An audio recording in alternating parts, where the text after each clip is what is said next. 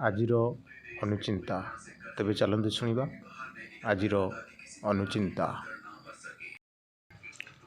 ଦେଇଥିବା କଥା ରଖେନି ମଣିଷ, ଭୁଲିଯାଏ ସ୍ୱାର୍ଥ ସରିଲେ।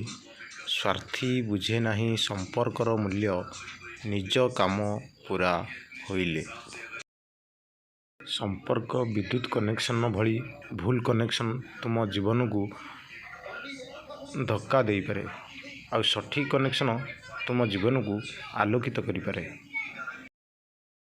କାହାର ରାଣ ଖାଇ ମିଛ କହିଲେ କେହି ମରିଯାଏ ନାହିଁ। ଯାହା ମରିଯାଏ ତାହା ହେଉଛି ବିଶ୍ୱାସ। ଜୀବନରେ ଆମେ କେତେ ଖରାପ ଓ କେତେ ଭଲ ତାହା କେହି ଜାଣନ୍ତୁ ବା ନ ଜାଣନ୍ତୁ, ଦୁଇ ଜଣଙ୍କୁ ନିଶ୍ଚୟ ଜଣାଥାଏ। ପ୍ରଥମତଃ ପରମାତ୍ମା ଓ ଦ୍ୱିତୀୟତଃ ଅନ୍ତରାତ୍ମା। ଶୁଭ ସକାଳ। ଜୟ ଶ୍ରୀକୃଷ୍ଣ। ଦିନଟି ଆପଣଙ୍କର ମଙ୍ଗଳମୟ ହେଉ। ଆମର ଅନୁଚିନ୍ତା ଆପଣଙ୍କୁ ଯଦି ଭଲ ଲାଗିଥାଏ, ଲାଇକ୍, ସେୟାର, ସବସ୍କ୍ରାଇବ୍ କରିବାକୁ ଭୁଲିବେ ନାହିଁ। ରହୁଛି, ନମସ୍କାର।